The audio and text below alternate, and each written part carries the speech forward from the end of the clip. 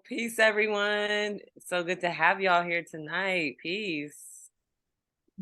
Peace. Oh. Your animals like making noises in the background. Is that you, Lanita? Over on your end? Oh, I love it. No, you don't have to mute yourself. We want to hear those animals. We want to hear those fur babies. That's what it's all about tonight. All right, y'all. So welcome to the Herbalist Lounge. And guess what? It says March, but we're actually in April. We're doing mind tricks on you tonight. Hi. Hello. Welcome to springtime. Alrighty. But yeah, welcome to the Herbalist Lounge. And tonight is a very special night. And that's why we are partying. I mean, we do party every month, you know how we do it. But this is our 8th year. And today is actually our anniversary, y'all. So happy anniversary to the Herbalist Lounge. Happy anniversary to just us ciphering and building this mycelium energy. And yes, thank you for being a part of this special night. All right. Yes. All right. So your facilitators for this evening are myself, Martina. Peace. We also have, I'm going to pass the mic over to my co-facilitators. Peace. This is Asia. Welcome, welcome. We're so glad that everybody is here. And I'm going to pass it over to Lanita. Okay, so I can turn on my mic for a minute. Peace, y'all. Y'all hear the dogs in the background. So I'm outside enjoying this beautiful weather. What better place to be for Herbalist Lounge? The dog confirmed. The baby's gonna wake up in a minute. Y'all really gonna hear him.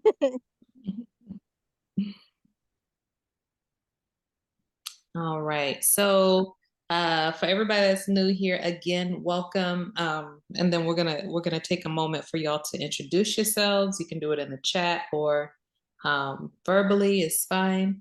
But we want to take our first moment to honor our plant ancestors, our ancestors, and just to say thank you for paving the way, for making all of this possible, for giving us the building blocks so that we can grow upon, and that we can prepare for the next generation as well. So thank you, thank you, thank you.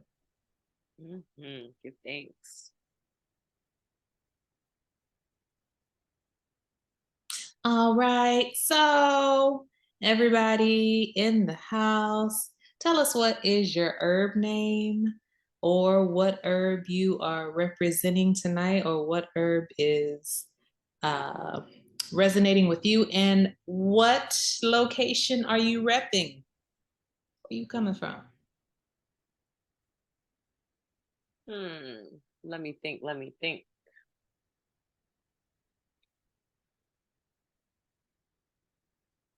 So, Asia, I'm gonna go ahead and ask you in with you. All right. Well, for me, an herb we talk about often, probably almost every herbalist lounge.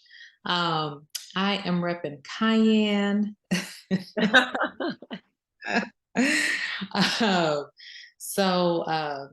I always get my annual herb fix from the herb sister. She's, just she has all the wisdom in this space. So she's one of the people that I first learned about herbs from, like, heavily. But anyway, so I'm drinking one of her concoctions, and whew, that cayenne pepper is coming through, and clearing out some stuff. So I was hanging out in Texas last week, and some of the folks that I was hanging out with, they're all stuffy and everything this week. And as you can hear, I'm good, and I give all that to cayenne right about now, because I don't feel a thing except for that cayenne. Word. And I'm repping right now. I'm in Illinois. I always rep Texas in the worldwide stage. Wherever the plants are, that's where I Worldwide, baby. I love it. Well, we got my sister on here because her name, who is this? Melissa in New Platts, New York. And she is repping what? Some hibiscus. Hey. All right. Whoop, whoop. Yeah, Welcome, I see welcome, that. Melissa. Yeah, welcome. I love it. So I was thinking about all kinds of stuff, but when I saw that hibiscus, let me tell you, we are always talking about some hibiscus over here, okay? But yes, love the hibiscus. Let's see. We also have Lydia and LA's in the house. Peace and welcome. And Lydia, what herb is resonating with you tonight? Let us know. Let us know. And I'm gonna go ahead and let y'all know what herb is resonating with me. So I'm gonna do like a herb duo. I just love my hibiscus. Hibiscus and marshmallow root. As y'all, I don't know, my throat's been a little scratchy. Some of y'all might recognize it or not, but lost my voice a little bit, but it's starting to come back. Can't go wrong with some good old marshmallow root. And you know what? Something about marshmallow root and hibiscus, it just pairs so well. It's such a beautiful synergy. So I'm just gonna be energetic synergy of hibiscus and marshmallow this evening. Oh, and I'm calling in from Florida. So that's where I'm at. And like Asia said, the whole world, town, and cosmos and beyond, the whole mycelium network we representing. Well, Martina, I'm riding on your tail with root and leaves too, because I'm repping that ginger and mint. Oh, I just got this new tea, this ginger and mint, and whoo, I just can't tell you how good it is. Tell us about how good it is, no? Ooh. Ooh, right? I need to calm down before my voice gets a little crazy again. I know that sounds good. All right. And ooh, let's see. Lydia says, "Oh, rose hips, chamomile, and yarrow. Love it." I like how we're doing these herbal synergies this evening. That's dope. Mm-hmm. Larissa says, I'm repping ginger, the warming herb, good for boosting immunity and digestion. The herb that's great for pregnancy, good for nausea, and more. It's excellent for so many things. Adding lemon too. Okay, now, lemon, great for nausea and pregnancy. She is in Georgia. Oh, and thank you so much for saying congratulations. I'm so glad. We're so glad that you are here tonight. So, yes, thank you so much, Clarissa. Yes. Happy Herb Day to you too, Clarissa. Thank you. Happy Earth Day to y'all. Happy anniversary, 8 years. Whoop Whoop, whoop. whoop. All right, we got Keisha repping Michigan. And Keisha is vibing with mullein, hibiscus, and cinnamon. Wow. I mean, do the combinations get any doper this evening, y'all? Like, come on. Right. I just can't right now, but I can. And I will. But that's amazing. And the cool thing is we have a bunch of mullein popping up down here in Florida. Not the I guess you would say the common mullein for Bascom thapus, but we have one down here, twiggy mullein, or aka wand mullein. It's not as plush and soft. The leaves are a lot smoother, but it is the mullein that we have down here. So I see it blooming everywhere with the beautiful flowers and the Fibonacci spiral going up those long spikes. So yes, it's interesting to see them popping up in other places. All right. Lydia's like, amen to the ginger and lemon. As a LC, I'm always telling my moms about ginger and lemon. Oh, beautiful. Nice. Hmm. One of my best friends has a chronic lung condition. I'm planning to mix something for her with mullein. Good. Yeah. Excellent. Excellent. Excellent. Mm-hmm. Yeah. Yes, So yes. go ahead, Martina. No, I was disagreeing with you. I was like, yes, yes. So, for everybody that's new here, we just want to make sure that see how the vibe is going right now. This is what we do at the lounge. We come together, we listen to a little bit of music, we talk about herbs. It's definitely not a class, it is just a community space that we facilitate. So, yes, let's just keep this energy going and flowing. Um, yeah, and please keep trading stuff in the chat because it is excellent, excellent information.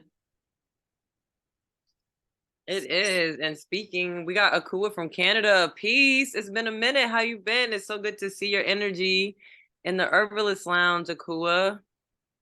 Peace. And Akua's vibing with elderberries, burdock, and sarsaparilla. Oh, yes. I'm like Melissa over here. Let me go ahead and get my notebook, so I can get some little syrups. Syrup sounds so divine right now. All right. So, are y'all ready to get into the topic tonight? Pests. Let's talk about it. So, we can go so many different directions with this topic. And I wanted to first throw this out if it's cool with everyone. When you hear pests, like what are you guys expecting? What are you thinking of? Because there's so many ways in which we can think of pests.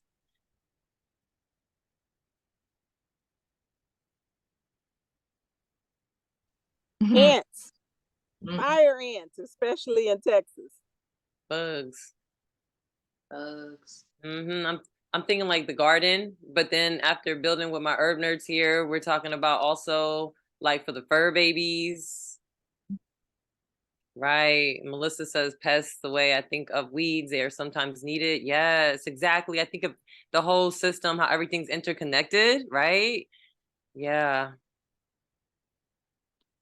Mhm. Yep, Clarissa is providing a visual experience, some of which I don't like to see, like them roaches, but roaches, ladybugs, mosquitoes. That's what it looks like to me. Cucaracha. That used to be my favorite song in third grade. Let me stop. Please. Oh, Yeah. please. Yes. Okay. Oh my goodness, Lanita. Let's talk about the triggers. Sugar. Sugars. I can't even say it right. That's how traumatized I am. Sugars. Chiggers, if you in Texas, red bugs in Mississippi, wherever you are, there are some terrible bugs. Yeah, I respect spiders, but I respect them from a distance, but I respect them now. The mosquitoes, ugh. I'm like Asia with the roaches, but everything plays its part. Asia's like, all right, awesome. Well, I'm excited to talk about this because it looks like we have a very diverse group tonight of like location. So I know we're probably dealing with different types of pests in the environment. So it's going to be good to kind of build on that, see what types of things we're using, share some ideas. And then I'm also really excited to hear about pest herbal pest care or just natural pest care for our fur babies, for the animals, because that's like a whole other world right there, right? So let's dig in. Wow, this picture here, is this a picture that you have, Asia, Mhm. that's being shown? Yeah, so both of them. So the caterpillar was in my mom's friend's yard, and she was out there. My mom was out there getting, she was getting stuff to propagate. And I'm over here looking at this caterpillar like, man, you munching down. Like, you messing that plant up. I'm going to let you because you got to eat too. But dang. So I took a picture of that one. And then this other one, that was in my garden. I don't remember what kind of bugs those were. But yeah, they were in there like, yeah, it was horrible. So I think what I did for that was to like I picked them off, like sprayed them off, and then I think I blew cinnamon on that area so they wouldn't come back. So there you go. Sometimes you let them have a plant, sometimes you don't. How you feeling tonight, Asia? Did we get the plant? They probably having their own little conversations. What mood is Asia in tonight? Oh man. So you know what? I'm like, as long as they're not like, if I have 2 plants or 3 plants and they're like on one plant, but they're not on the other 2, then I'm gonna let them have it. But if they're on all the plants, then nah, y'all can't get all that. Mm, come on now. All right, so let's get into it. I see a lot of amazing comments, interesting things, people sharing in the comments, like lavender keeping mosquitoes and fleas away. Um, let's see, pest prevention. Oh, look at that paw right there. So let's go. Let's talk about pest prevention and our fur babies. Who has fur babies on the line? So I don't have fur babies. My children think I'm evil because I don't, but that's a whole other topic. Yes. I need to stop. I got a whole bunch of four-leggeds out here. And we got worms. I got a mom that just had puppies, and when they're nursing, they really have a lot of worms and they're passing them on. So I got some natural dewormer for the dogs, and they are loving every bit of it. Garlic really helps with them. You can grind up cloves into a powder and sprinkle it over the food. I'm also using some pumpkin seeds. So for all of y'all that didn't know, tapeworms are real hard to get rid of in people and in animals. And the tapeworm's head embeds into the intestines. So a lot of dewormers would kill the worm's body, but leave the head in there. I know that's a gross thought, but it do. But with pumpkin seeds, they emit something that paralyzes the tapeworm's head, so it falls out of the intestines and it's not embedded in there. Thereby, you can kill the whole thing. So, just to if anybody is dealing with some animals, I have a friend that uses them on their goats. So the pumpkin seeds are effective in goats too. And the garlic is good. Be careful with pregnant animals because it can cause them to start having contractions and premature delivery, premature births, if you give them too much garlic. And if you're giving your animals garlic as a dewormer, you want to do 1 week on, 1 week off. So yeah, that's it with the fur babies. Thank you, Lanita. And I was gonna ask you for the pumpkin seeds, can you like grind them into a powder and that still works, or does it have to be whole? Does it matter? Nope, it's powder. You can use the powder because it still has all of its essence in the powder. And I just took a handful of pumpkin seeds and put them in a coffee grinder, and I got a whole bottle of powder. So you get a lot of mileage out of a few pumpkin seeds, and it doesn't take much to kill the worms. So that's really good. And then if you all have more like farm animals, goats, sheep, you can use DE, and for y'all. I mean, not that I'm saying anybody bad parents on here, but if you got kids in the house and you got bugs in the house, you can use the food grade DE in the house around toddlers. So I mean, even if they get their fingers in it or get in it, it won't harm them. So even for in the house pests, ants, roaches, depends on if they're German or not. But for other little bugs that get in the house, DE is really good. And make sure you get the food grade. Oh, DE stands for diatomaceous earth. Ooh, Yes. I didn't. Did I spell it correctly? No. I did not. Let me get it. Oh, hi, educator here, and I can't spell. Help.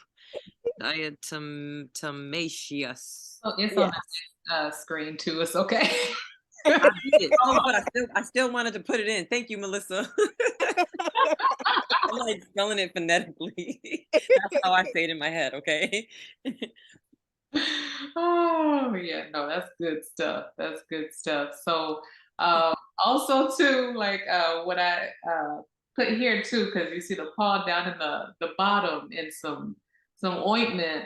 So because like we were in the process of moving, I ain't have all that time to be making stuff, So I just went and grabbed some Burt's Bees that salve, and put it on the dog's paws because that dog in particular, he is allergic to everything. I'm gonna say it again, everything. So, Oh, or baby. everything in California at least. He like really like broke out like his, I couldn't find the picture, but like on his back legs, like he had it looked like a big abscess, or like something was swelling on his back leg. And we took him into the vet and they were like, oh, let's test it, let's try to pop it, and let's give him antibiotics and a cream. And me not knowing like with dogs like what to do, I was just like, okay, sure. And none of that worked. We took him to his regular vet and whatever they were giving us didn't work. So we started to like just like as they're coming in, wash their paws in Epsom salt, wash that off, and then put the ointment on it, which the ointment is nothing but, like beeswax, olive oil, um, lavender, and I have to look to see what else it is, but whatever that ointment is. And of course, we can all make that very easy. But in a pinch, we know that it's also available too. I'm pulling up the ingredients so we can, drop some. So it has sweet almond oil, olive oil, um, beeswax, lavender. They put fragrance in it. Not my favorite. Um, some flower extract, rosemary, leaf extract, sunflower seed oil, and glycerin, um, and well, limonene and linalool, which you can find in certain lavenders anyway. So so yeah, we could always mix that stuff up, and put it on, pet wounds and stuff like that, and that has really helped his paws and his skin return to normal. Um, and then like in the other thing, like just like what Lanita was saying, sometimes it just starts with the diet, right? So with the pumpkin seeds, thank you, Lanita, for telling me that yesterday, because we went and got pumpkin seeds yesterday and I grounded them up and I put it in my coconut yogurt this morning. We put it in the dog's food. So yeah, that's really good. And then I have some spoiled dogs, so that's up in the corner. That's like their dog food, and so it's just like incorporating a lot of veggies, and like on top that's bee pollen, and they eat like rosemary, so like a lot of herbs are put into their food. Um, and then down in the corner there's neem leaf. So the leaf, I believe in small quantities, it's still safe uh, to be eaten, but definitely like the neem oil is not, from my understanding. So stuff like that can be used for like skin or to eat. So those are some of my experiences. Beautiful. Thank you. I was definitely curious on what that was up top. It looks good. And I'm like, man, that baby's eating good. Hey, Melissa says she's got 2 cats, a dog, and some chickens. Y'all know that if you feed your chickens some garlic, you can naturally deworm them. You also can flavor the eggs. So if you want some spicy eggs, you can if you feed those chickens, put garlic out there in their feed, it can also flavor your eggs. Ooh, okay. So that's cool. Right? Ain't that something? That's what I'm over here saying. Wow. Well, thank you, Asia, for sharing all that herbal knowledge, that hands-on experience. Lanita, do you or anybody, does anyone else have any experience with their fur babies or feather babies? I don't want to discriminate over here. Or reptile babies. our scale babies, right? Yeah, exactly. We're gonna have to expand on this for sure. Because apparently I'm getting a lizard. I'm getting permission from my household to get, well, we'll see how that goes. But yeah.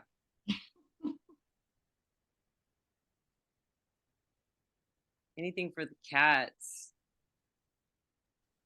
Can't use lavender on cats. Yeah, it's also good to talk about what we can't do. Yeah. Are there any things that we're aware of that we cannot do, or things that we should be very mindful of? Because I know all dogs and all cats aren't the same, right? Just like us. It's not one size fits all. But generally speaking, like Lanita just said, you can't give cats. What was that again, Lanita? You can't use the essential oil, the lavender essential oils, and then some of the other spicier ones like the cinnamon and cloves and citronella. You can't put that on cats.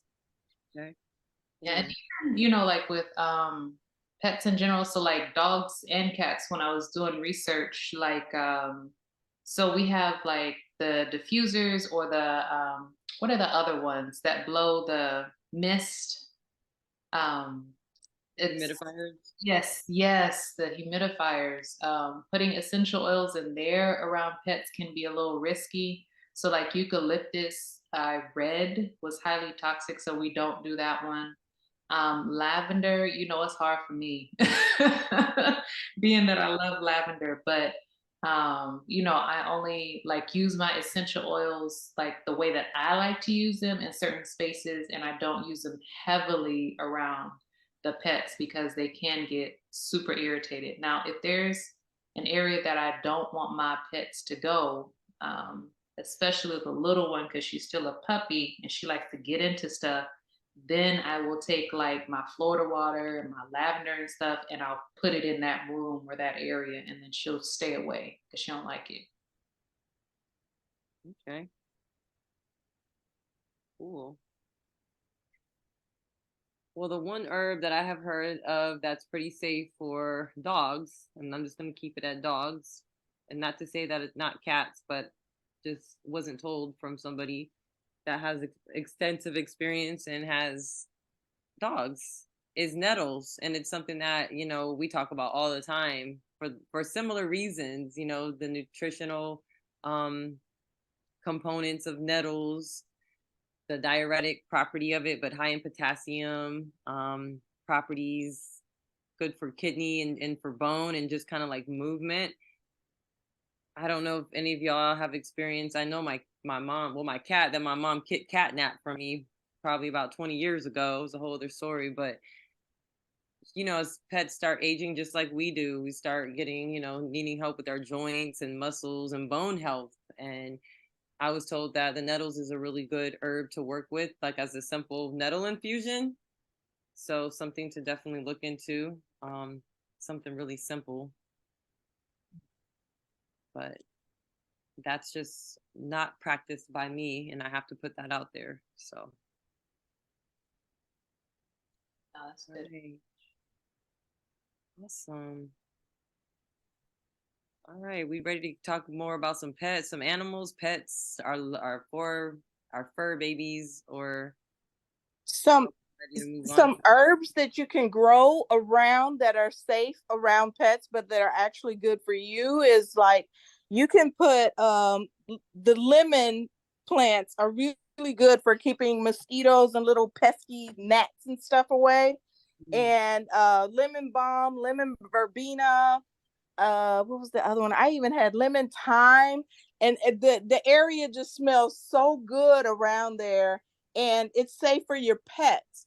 You can have citronella, and most of your animals, especially cats, it's not good for them. They won't eat that, so that's not a problem. But if you have some pets or you don't know, you're not sure about your pet, then you don't want to do citronella. But the lemon balm is good for keeping the lemon balm. Lemon verbena is really strong. Oh, lemongrass, for those of y'all that can grow it, I kill it every time. But those are really good for keeping away the things that bite us and annoy us. Those are good to have to just grow around your space. Yes, the rosemary too, most definitely. That's really good for keeping the mosquitoes way, right? Yes. All those lovely aromatic plants. And also down here we have beautyberry, and it's the leaves. You can make a strong decoction as a mosquito repellent, and you can add essential oils of like rosemary or thyme, but that's something that's really good. I make a really strong infusion of the leaves. I don't know if anyone also has beautyberry, um, Calicarpa americana. There's different Oh, varieties. I got that. That was Beauty Berry Apple Bum, right? Beautyberry, like Bonita Applebum. You gotta put me on, yeah. But yeah, so you can use gas as a spray, exactly. So just I use the leaves, stems, everything, except for usually I don't usually use the berries, but the leaves and everything, and then just make a really strong decoction. I let that thing soak for like overnight, 24 hours, and decoct, and then I add a few other essential oils in there. But yeah, you can use it as a spray, and believe me, we use it out here in this swampy area. We have tons of mosquitoes, especially since it's like a marsh out here. Don't get me started, Clarissa. Don't get me started. We're gonna have to have a Herbalist Lounge open mic, y'all. Yeah, but the mosquitoes are a pain. Also, just making sure like you don't have stagnant water behind. I don't know, like, and sometimes in the garden, I'm guilty. Container mosquitoes, they basically that's how they reproduce in that water that's kind of like um sometimes it lingers in our bins and different containers that we have laying around. So I try to do a good job at turning those things over, especially after we get a rain.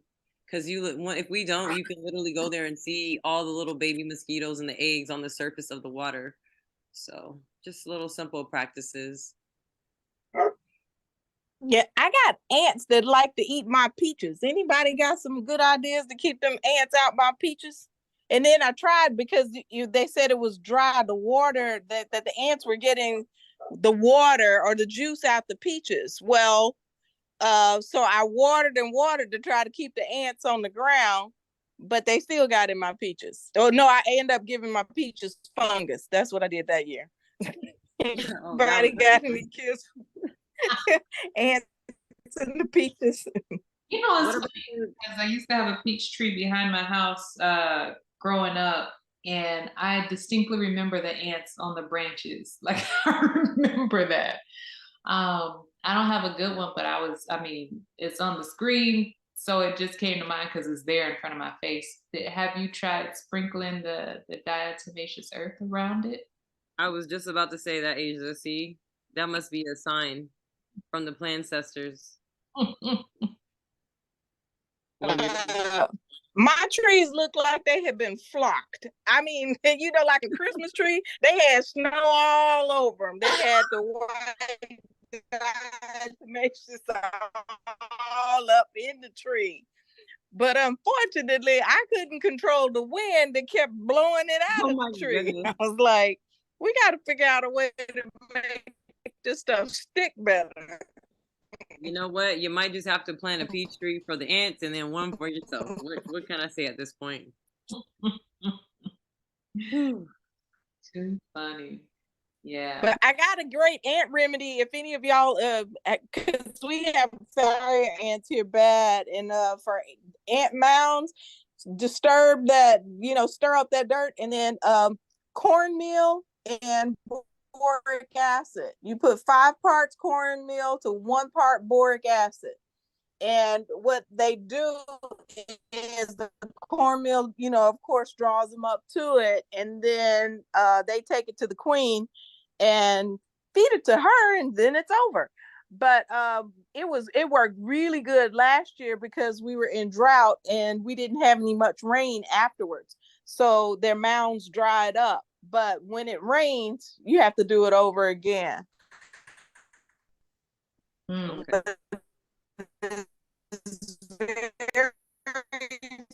Uh-oh, you're breaking up, Anita. For getting rid of them. Okay, I think we got the gist of it. You were kind of breaking up, but the 5 parts cornmeal, 1 part boric acid. Yeah. I like it Remedy too for roaches. because you you bring in that large scale, like on the land, like what you can be doing too. Like my experience with ants, and then we'll go to roaches because we can talk about roaches.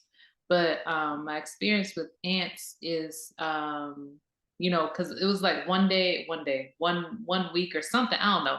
I was living in El Paso at the time, and I see that comment. And I had went away, on vacation or whatever, came back, and like there was like a whole line of ants coming from the window in the kitchen and just like lining the counter. And I was like, what the heck? And I'm not trying to get raid or anything like that, because that means I gotta breed that stuff too. And so what I did was similar. It was flour and essential oils, probably lavender. I remember that part. But essential oils are aromatic anyway. So I just took whatever aromatic essential oils, the very, very strong ones, and I just mixed it with that powder, just enough to where it was still powder. And then, like, just followed the line to where they were going and where they were coming from. And, they disappeared because I guess they didn't like it. So that was something that helped too. And if all Melissa says roaches use a $5 Old Navy flip flop, I almost choked over here. But but I appreciate it, Melissa. Okay, that was hilarious. That's exactly how I killed a spider bigger than my head that was on my baby's car seat while I was driving. Okay. And I think it was from Old Navy. Shoot. All right now. Look, they got that performance flip and the performance flip flops too. Goodness. Asia, what you were talking about, I had a recipe for ant cookies, and it was flour, sugar. Look, I'm making cookies for ants, but it was flour, sugar, and borax, the detergent, borax. Mm-hmm. And you don't actually cook it; you just make it up like a paste. You roll them up and put them in the cabinet or like on the back of your counters when you have them in your house. Mm-hmm. And it worked. It worked really well. Yeah, that's that good stuff, man. And then the supposedly the explanation for the peppermint oil working, like when you spray the ant spray area with peppermint water or peppermint oil, is because it breaks up the scent that ants leave and they can't find their way back to it.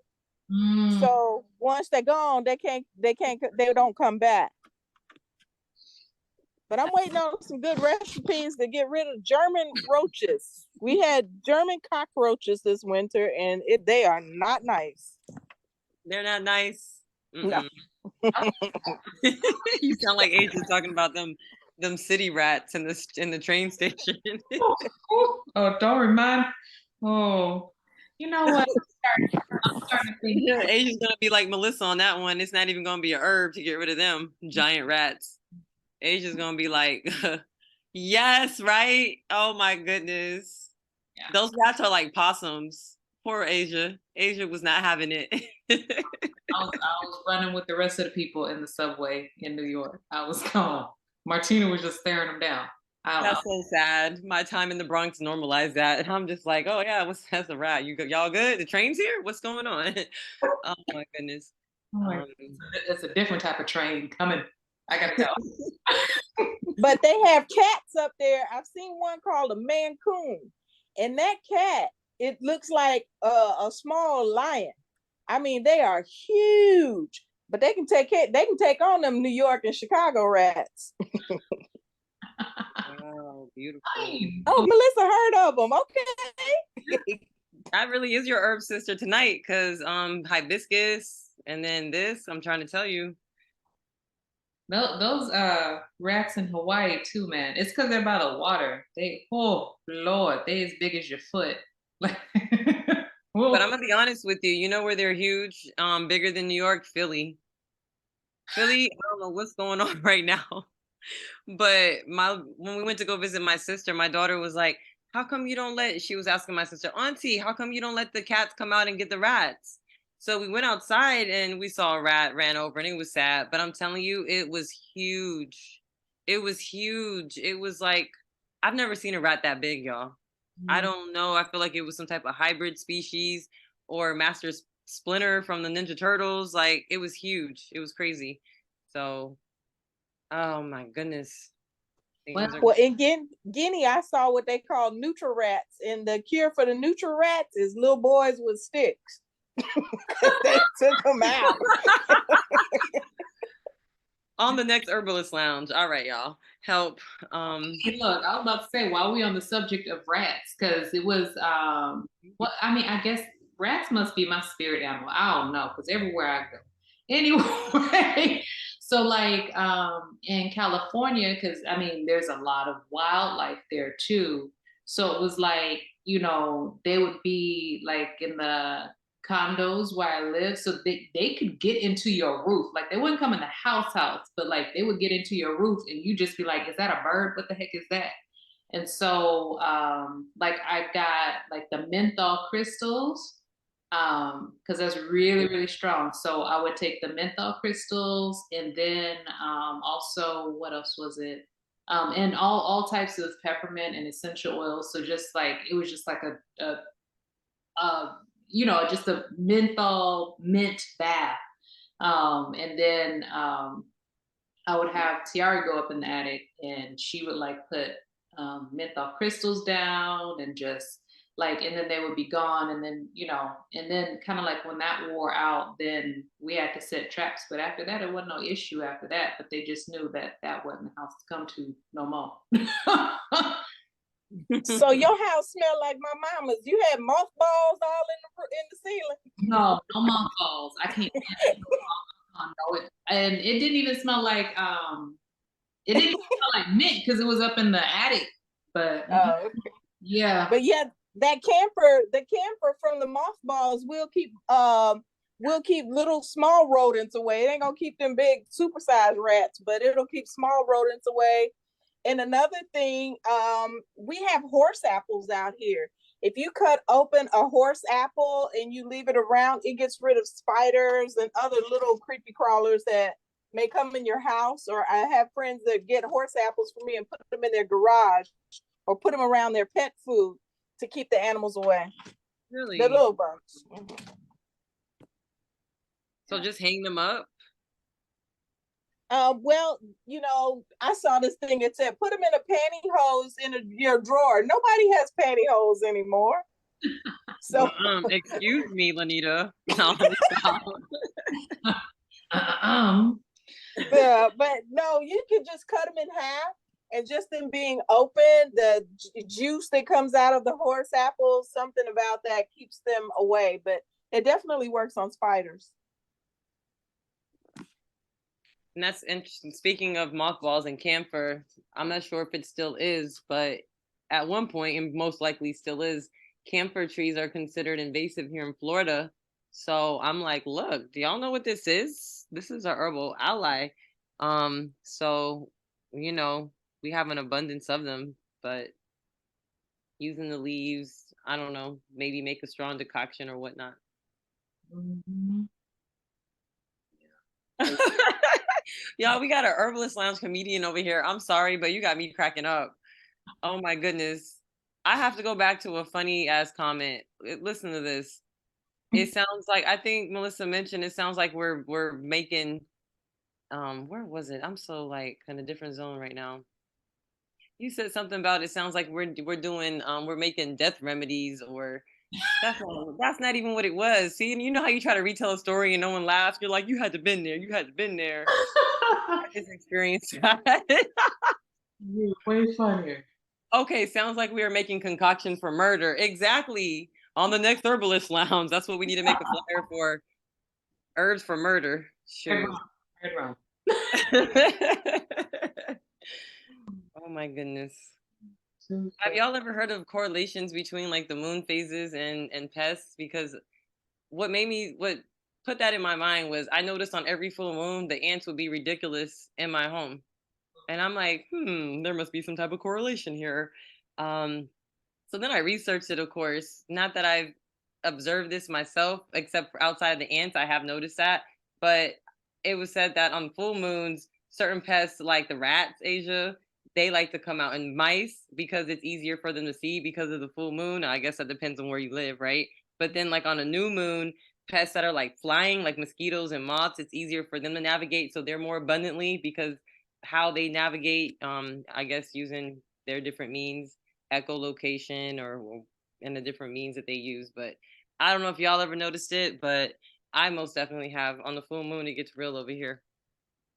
So, as a working in a hospital, we always notice what happens on the moon phases. We look up to see what the moon is to tell what kind of night we're gonna have. And for the birth workers, you know that you get more babies on full moons, and they're healthy babies on full moons, and you get sick babies on new moons. I was researching that what the difference is because you get high tide. So if you think about it, you got that moisture coming up, the water coming up, that's going to bring them out. But when it's a new moon, it's high tide, but the moon and the sun are on opposite sides of Earth. On the full moon, the moon and the sun are on the same side as Earth. So that's why you get different pests with the new moon and the full moon. That's why I put it out there. I knew someone would bring that, additional information. Thank you, Lanita. Herb nerd. Herb nerd. I love it. Out here in these celestial streets. I love it. All this interconnectedness. Yeah, them babies in that full moon, like when I would hang out with my friends in El Paso, because most of my friends in El Paso were midwives or training to be midwives. Like I did get to hang out with them. Like my first time at Maternidad La Luz, and it was a full moon. And I mean, there was like 2 babies born, like back to back. There was no sleep. And then there were like maybe 1 or 2 other women coming in labor. So it was a busy night. But they were just like, yep, full moon, it's regular. Like they just knew it.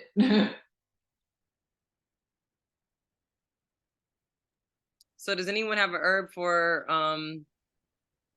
stubbing your toe? My daughter just stubbed her toe in the hallway, and I might have to mute myself really quick. It's called ice. That's what I just said, but oh, she's okay. They don't want the ice? All right. Ice is now officially an herb. But yeah, that's really good information, Asia. I'm over here with the random info tonight. First, the lunar phases. Thank you, Melissa. I know I have some arnica oil too. So, and some lavender too. I got some lavender oil, infused oil. Yes, exactly.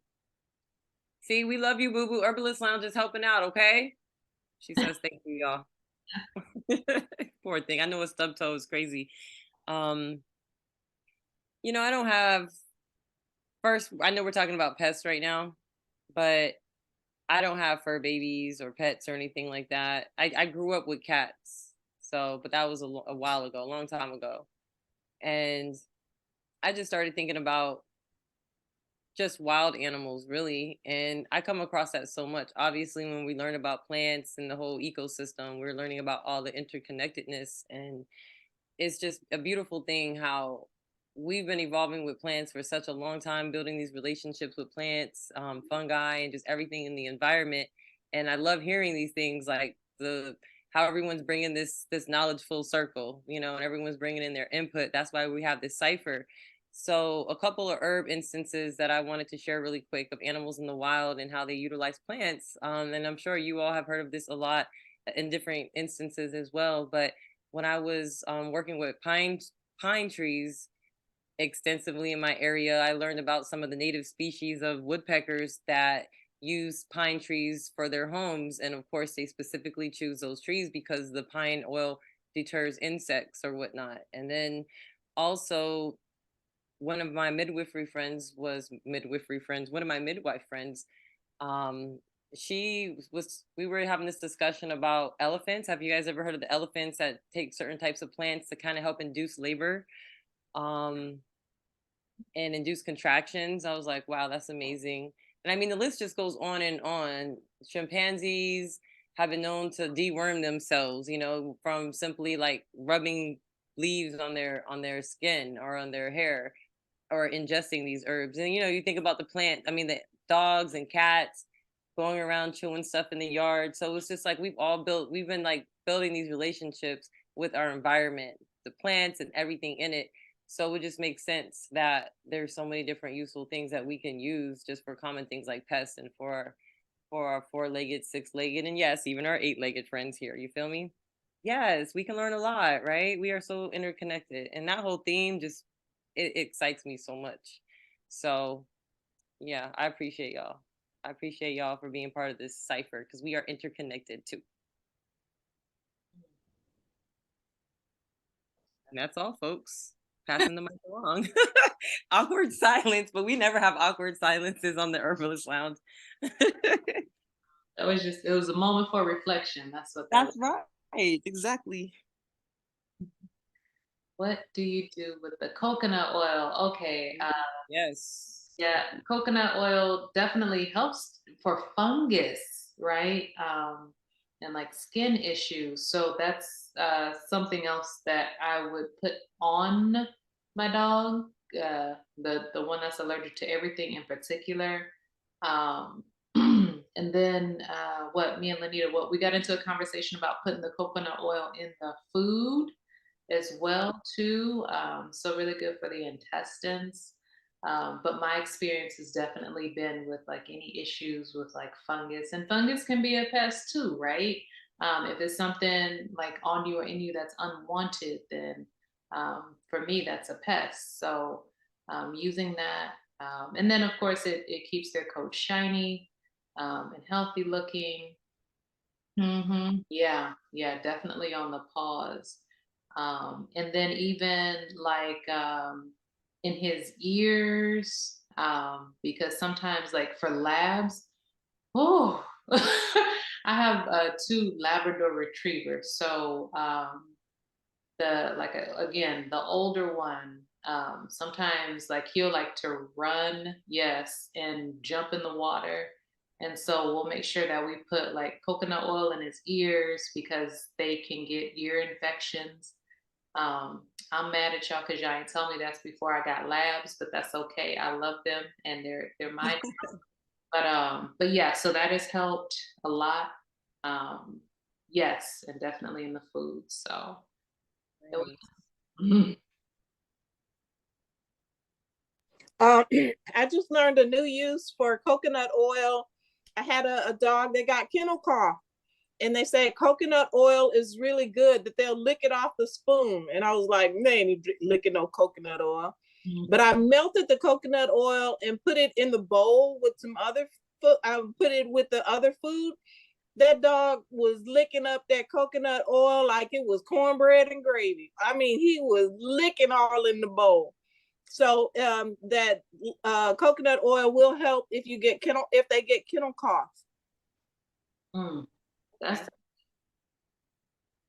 Yeah, they do. They love that coconut oil. Like the younger dog that I have to keep a little thing of coconut oil just for her because I'll use coconut oil on my skin. And so like she will like I will get out of the shower and she will run to the door and wait for me to use coconut oil. So I give her her own little coconut oil, and I have my coconut oil, but yeah, they love it. You're making me love it too. I told Anita the other day, if I were a dog, I would want you to be my mama. And you over here talking about cornbread and gravy. Is it Martha White cornbread, Lanita? And then Melissa's over here talking about plantanos. I'm like, oh, I just can't. I can't, but I will. Oh, y'all, and like your dogs are eating gourmet. I love it. People need to step their game up over here, okay? That's all I have to say. I be telling about y'all. Now I took a screenshot of that food, that plate you made, Asia, with the what was that in there that you put in there? The bee pollen. Hold on, let me look at The that. bee pollen. Come on now. Who's doing the bee pollen for the fur baby? Step if you ain't doing that, you need to step up your game, okay? This is 2023. Herbalist Lounge, you feel me? It's because he's allergic to everything. So it's like, let's try to be pollen. Yeah. So Amazing. What about the calendula? Did we talk about that? we didn't, but marigolds, merry-go-rounds. Just a little disclaimer, my daughter, my youngest one, calls marigolds merry-go-round. You guys will soon know about that. Upcoming video for Herbalist Lounge. A little towards the end. But yeah, so definitely with like Lanita was talking about the pumpkin seed, so definitely another one for intestinal parasites, and then for the skin on the outside. So like my brain is going towards making calendula oil, you know, that can be eaten, or you know, can go on the skin as a topical. That would be really nice for allergies and different types of pests. Um, oh, there was one. Oh, does anybody have um, anything for ticks? Because I think that one is another one that you would probably need to use, like oil could help with that.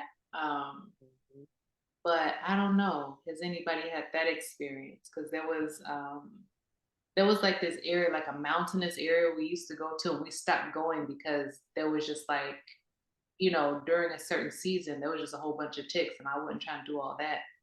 But it's like, do y'all have other stuff that could help with that? Because, How um, about the garlic? Have you heard about garlic? I'm just guessing. I'm thinking like eating the garlic, but maybe like a garlic oil externally. I didn't think about that. That could be. Um, Asia, you were reading my mind because I was thinking the same thing about ticks. But I have Great Pyrenees, and they have a whole lot of thick fur, so the ticks don't get on their bodies, but they get ticks in their eyes. Mm. And oh my gosh, it's awful. So we've tried a lot of different things. I, you know, have found Heal All works great afterwards after we pull the ticks off of them. But to keep them from getting on there in the first place, I haven't found any herbal way that is very effective.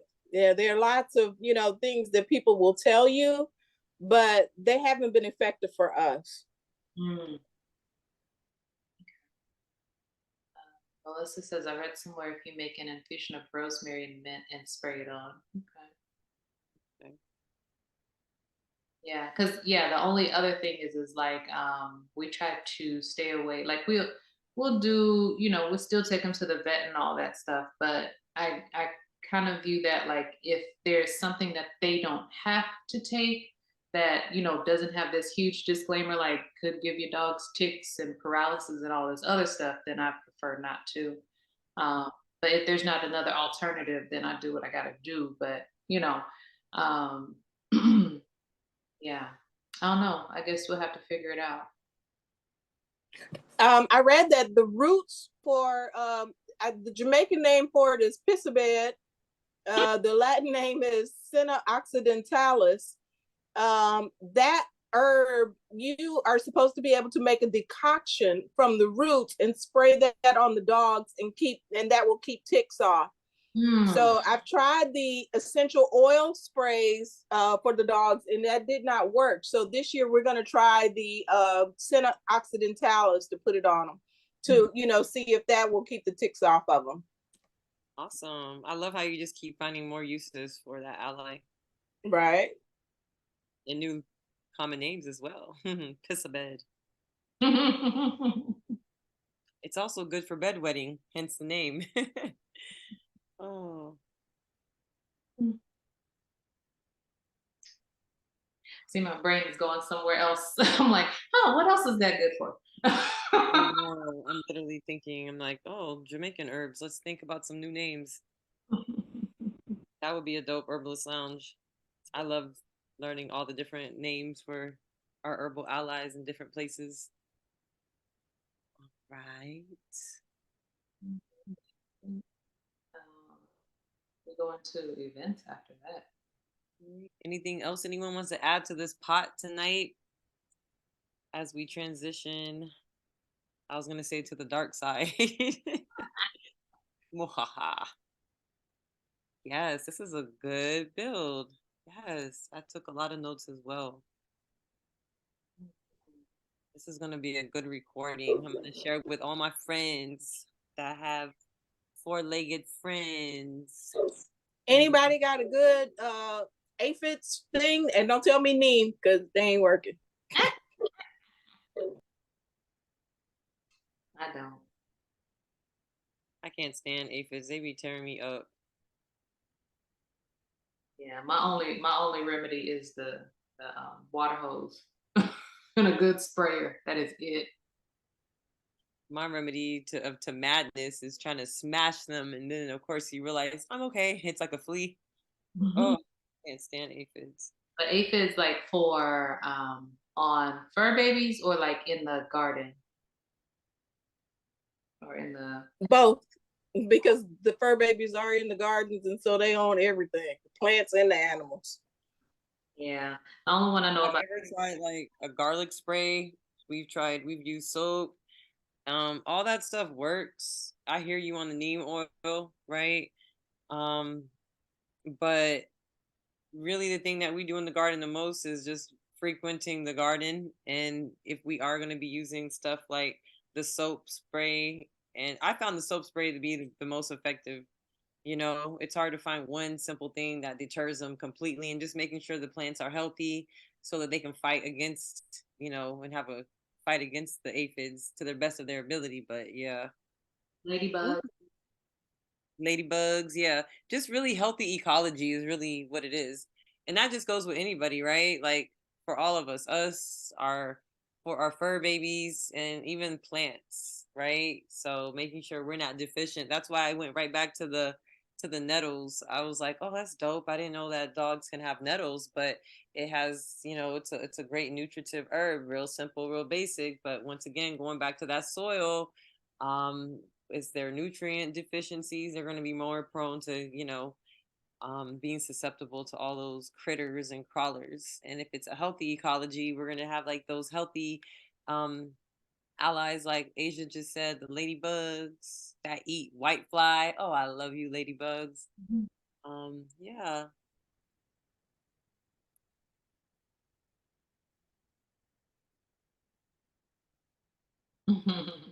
I love it that y'all are getting notebooks out and yeah, that's great. For y'all that aren't afraid, you should have some rat snakes around. King snakes, because they take care of all of those little rodents that get in your animal feed or to get in your plant feed, the plant food that you may have. And the king snakes are not poisonous. They just scare the bejesus out of people. They can be 6 feet long, but they don't bite. And so it's good to have the snakes are our friends. You are telling the truth on that one, Lanita, because we have a lot of them here. The rat snakes, the black, brown, they're big, but I'm gonna tell you what, we don't ever see rats. And then we also, this is over on the land where my mom's at, my family's at, like out there, that we don't ever see rats. People down the street, they always talk about rats and this and that. I'm like, look, two things: the cats and the snakes. And around there, the cats and the snakes respect each other. So yeah.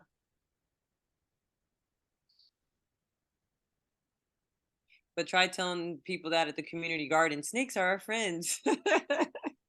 Everybody freaks out, and I'm like, wait, this one's not poisonous, but I feel you. If you don't know, you don't know. But hey, it's time to know. Look, that's me. I'm even it's funny because I'm in a snake identification group. Like Oh, I was like, okay, so I need to educate myself so I can take the fear out of snakes. And so I just so the farthest I've gotten along is okay, you know what? And I've always been that way anyway. It's just okay, if I see a snake, I'm gonna just leave it alone. Not my business. You ain't coming my way, I ain't going your way, we good. That's it. But yeah, but if they're smaller, I can pick those up. But yeah, you 6 feet, I'm gonna go my way, you gonna go your way. We good.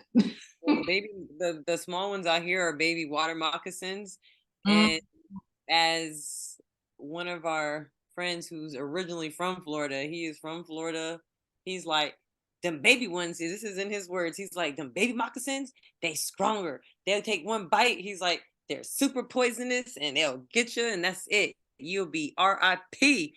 That's all he had to tell me. And I was like, okay, we'll stay away from the small snakes. But because he said that they don't know when to release. So they just keep pumping in the venom. And I'm like, wow.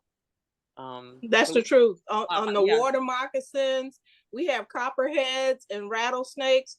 The babies are much worse because the adults know how much to put in you and get away. The babies just keep pumping it all. So Asia, I just wanted to throw that out there. Now, I think you're going to cross out the small snakes off your list now too. You're welcome. Oh no, I mean like garden snakes, like like garden snakes that like somebody else is holding already, and they're like, here, okay, I can do that. Not, but yeah, I know them little ones. Yeah. All right, y'all. We gotta let's talk about something else, y'all. The snakes is scaring us. People be like, I'm scared. Sir, wait, I have a tattoo snake on my arm. What am I talking about? Oh my goodness. Fun fact, my uncle told me that he could tell water moccasins are in the area because their breath smells like watermelon. Now, I don't know how you get down the smell of snake's breath, but he said when you're in the area with water moccasins, you can tell because it smells like watermelon. I can't. Lanita, Melissa says, stop it. I say, I can't. Let me type that right now. I can't. There. Look, if I smell watermelon, I hope it's artificial and it's some type of like, candy or something. What's that? Watermelons in the air. It's water moccasins. Oh my, not moccasins. It's, what are they called? Now I'm traumatized over here. Oh my goodness. I love stuff like that. Stay with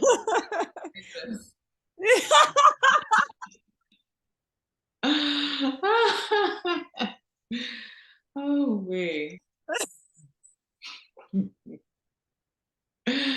Oh, too hilarious. That is so funny. Oh my goodness. All right. Yeah, there's also cayenne on here. Cayenne is also a good deterrent in the garden. To help keep some of those larger pests away, the ones with the tongues that can actually feel the heat. Yes, that can help too. So one of my dogs got really acquainted with taking pieces of my lemon balm.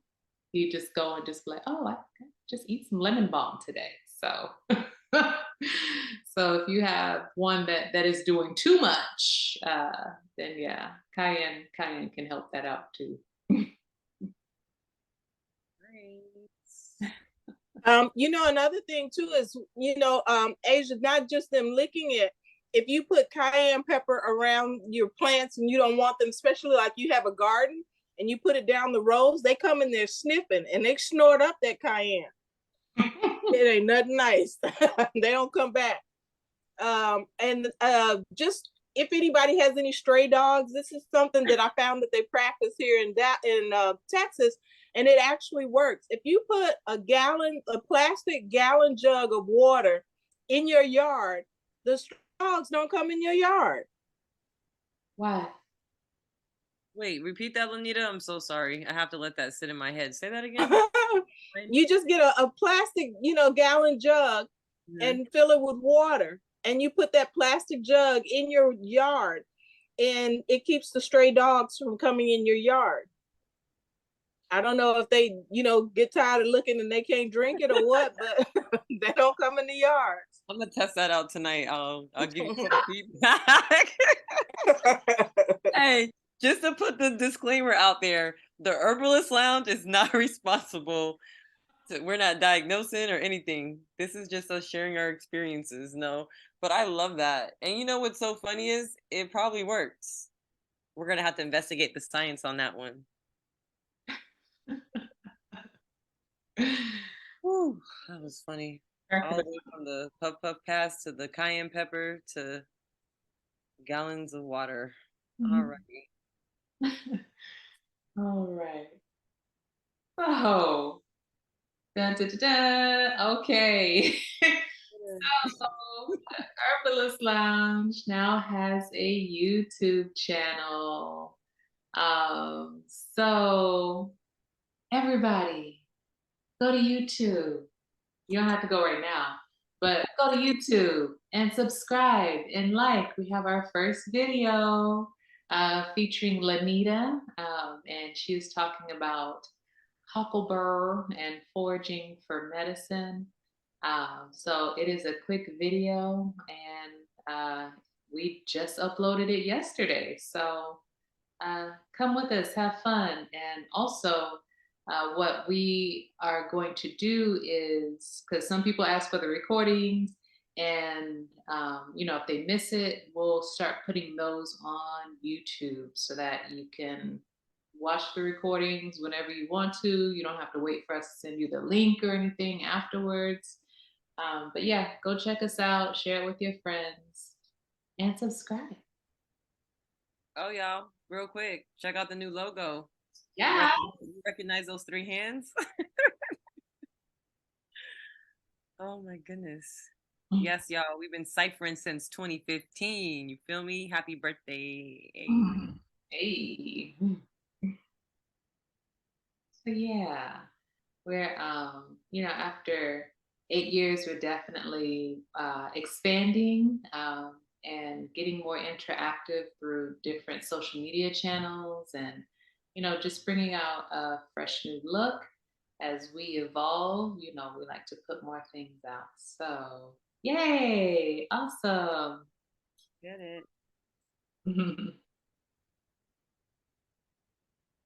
Speaking of which, can we, if y'all want, feel free to share your social media handles. We definitely want to reciprocate the support because that's what we're all about. So go ahead and throw it in there, and if you would like to, so we can connect for sure. Y'all know where to find us on the Herbalist Lounge. Asia, Lanita, and myself also have our own handles as well, so we'll share all that with y'all and definitely follow y'all back as well. Awesome. Okay, so before we go to the next one, because we're just going to get really into events at this moment, does anybody have any events that they would like to share? Like community events that y'all have going on?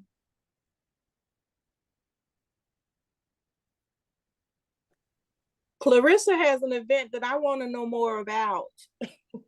Ooh, tell us more. Please. Which one? Which one? It's the birth worker with all the natural midwives or something. I don't know. I saw it on social media. Well, this week is Black Maternal Health Week, April 11th through the 13th. Mm-hmm. And that's for everybody. If you go on social media, you can find tons and tons of free webinars for Black Maternal Health Week.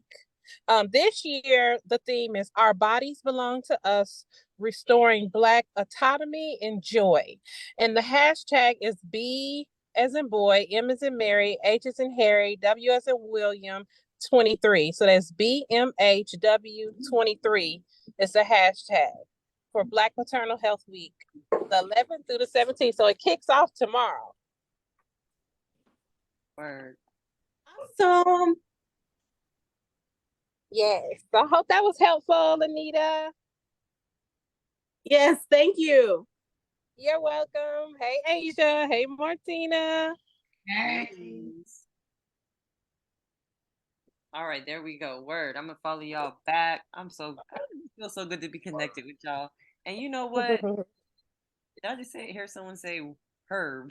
And instead of word, we'd be like herb. What was I saying? This was officially one of the funniest herbalist lounges ever, and it's been 8 years. I don't think I've laughed so hard, y'all. Shoot, it's a good thing. We need to be laughing and celebrating on our herb day, anyway. So true. You know what I'm saying? Shoot. Yeah. This is most enjoyable. Okay.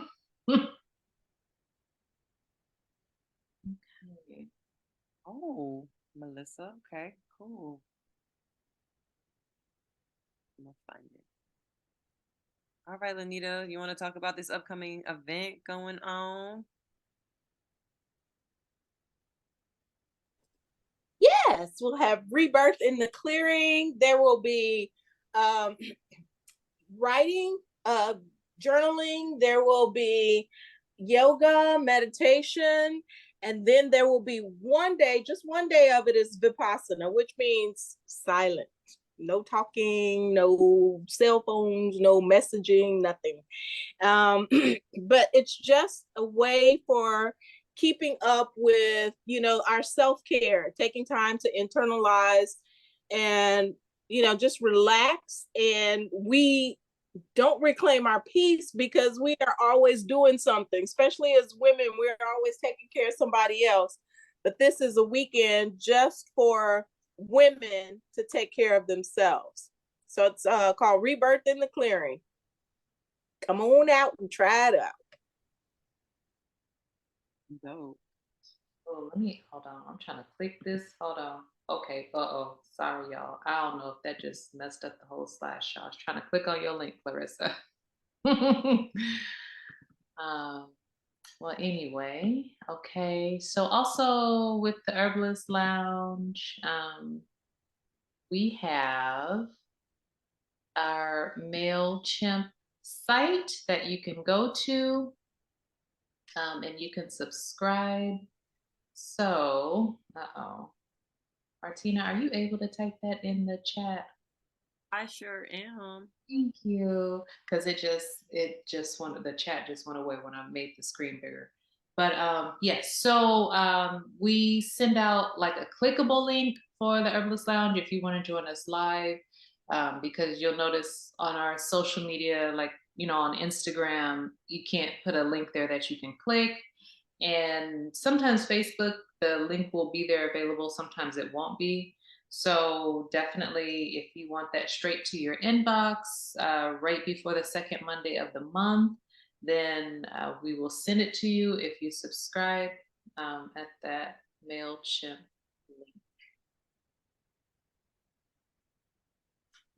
link. Let's see. Okay. Well, there we go. So, we always love to have everybody come out and just join together in herbal bliss. We do this every second Monday of the month, like I just said a little bit earlier. And those are the times: 7 p.m. Central Standard Time, 8 p.m. Eastern Standard Time, and then wherever else you are in the world, subtract or add that time. So if you enjoyed the Herbalist Lounge, please share. And now you can share our YouTube recording when it does get uploaded. Tell your friends, bring a herbal friend, herbal minded friend, herbal curious friend to the next one.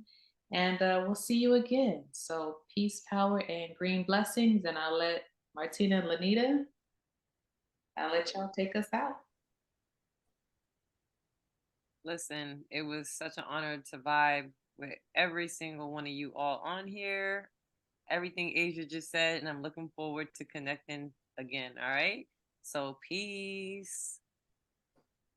Peace, y'all. Thanks for joining us. Thanks for all that you shared with us, all the info, and happy birthday to us. Yes.